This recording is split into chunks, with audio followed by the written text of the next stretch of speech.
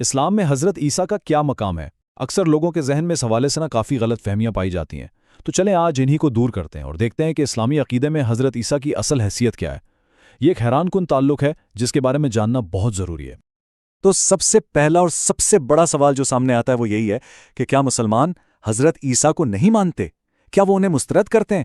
یہ وہ خیال ہے جو اکثر بہت سی غلط فہمیوں کی جڑ ہے، لیکن سچائی شاید آپ کو حیران کر دے۔ تو اس سوال کا جواب بالکل صاف اور دو ٹوک ہے۔ اسلام میں حضرت عیسیٰ پر ایمان لانا کوئی اختیار کی بات نہیں، یہ فرض ہے، یہ لازمی ہے۔ حقیقت تو یہ ہے کہ ان پر ایمان لائے بغیر کوئی شخص مسلمان ہو ہی نہیں سکتا۔ جی ہاں، یہ اتنی بنیادی شرط ہے۔ تو چلیں اسی بات کو تھوڑا اور گہرائی میں سمجھتے ہیں کہ یہ ایمان کی شرط کیوں اور کیسے ہے۔ یہ کوئی معمولی بات نہیں بلکہ اسلامی عقیدے کا ایک بنیادی ستون ہے۔ اس نقطے کو سمجھنے کے لیے آئیے ذرا قرآن پر ایک نظر ڈالتے ہیں، اور یہاں ایک بہت ہی حیران کن حقیقت سامنے آتی ہے۔ قرآن میں حضرت عیسیٰ کا نام 25 مرتبہ آیا ہے، اور اس کے مقابلے میں حضرت محمد صلی اللہ علیہ وسلم کا نام 4 مرتبہ۔ اب یہ اعداد و شمار خود ہی بتا رہے ہیں کہ اسلام میں حضرت عیسیٰ کو کتنی زیادہ اہمیت دی گئی ہے۔ تو دیکھیں، بات صرف حضرت عیسیٰ کی نہیں ہے۔ اسلام میں تمام پیغمبروں پر ایمان لانا ضروری ہے۔ یہ ایک مقدس سلسلہ ہے، اور حضرت عیسیٰ اس سلسلے کی ایک بہت ہی اہم، ایک مرکزی کڑی ہیں۔ اس لیے کسی بھی ایک پیغمبر کا انکار کرنا، کوئی بھی ہو، وہ سب کا انکار کرنے کے برابر سمجھا جاتا ہے۔ اس کے بغیر ایمان مکمل ہی نہیں ہوتا۔ اچھا، اب بات کرتے ہیں ان مشترکہ بنیادوں کی جو دونوں مذاہب میں پائی جاتی ہیں۔ یہ جان کر واقعی حیرت ہوتی ہے کہ اسلام اور عیسائیت میں حضرت عیسیٰ کی معجزانہ پیدائش اور ان کے معجزات کے بارے میں کتنے عقائد ایک جیسے ہیں۔ اور یہ احترام صرف حضرت عیسیٰ تک ہی محدود نہیں ہے۔ ان کی والدہ حضرت مریم کو بھی اسلام میں ایک بے مثال مقام حاصل ہے۔ یہ جو نمبر آپ دیکھ رہے ہیں 34، یہ قرآن میں حضرت مریم کے نام کے ذکر کی تعداد ہے۔ جی، 34 بار۔ کسی بھی دوسری خاتون کا نام اتنی بار نہیں آیا۔ یہاں تک کہ قرآن کی ایک پوری سورت بھی انہی کے نام پر ہے، سورہ مریم۔ قرآن خود حضرت مریم کے اس بلند مقام کی گواہی دیتا ہے، جیسا کہ اس آیت میں فرمایا گیا ہے، اے مریم، بے شک اللہ نے تمہیں چن لیا اور تمہیں پاک کیا اور تمہیں دنیا کی تمام عورتوں پر فضیلت بخشی۔ یہ آیت خود بتاتی ہے کہ یہ کتنی گہری مشترکہ بنیاد ہے دونوں مذاہب کے درمیان۔ اب بات کرتے ہیں معجزات کی۔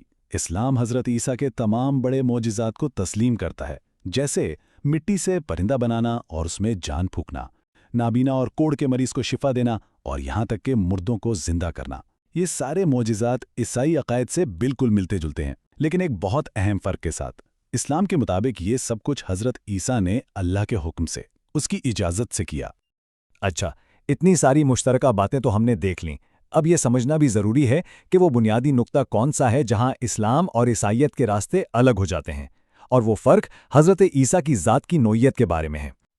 اور سب سے بڑا فرق بس یہی ہے، عیسائی عقیدے کے مطابق حضرت عیسیٰ خدا کے بیٹے ہیں، جبکہ اسلامی عقیدے میں انہیں اللہ کا ایک بہت ہی عظیم اور برگزیدہ رسول مانا جاتا ہے، لیکن خدا نہیں۔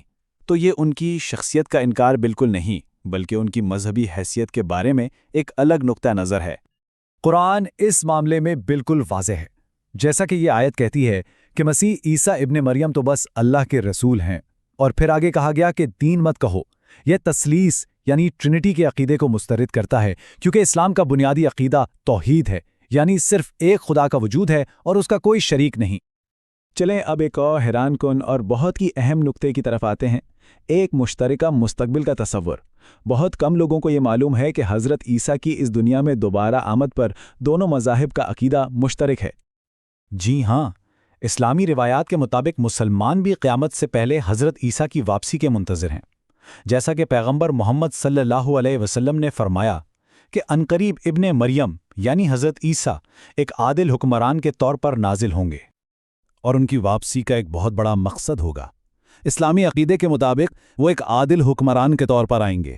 وہ دجال یعنی اینٹی کرائسٹ کو شکست دیں گے، وہ صلیب کو توڑیں گے جو کہ غلط عقائد کی علامت کے طور پر دیکھا جاتا ہے، اور پھر پوری دنیا میں امن و انصاف قائم کریں گے۔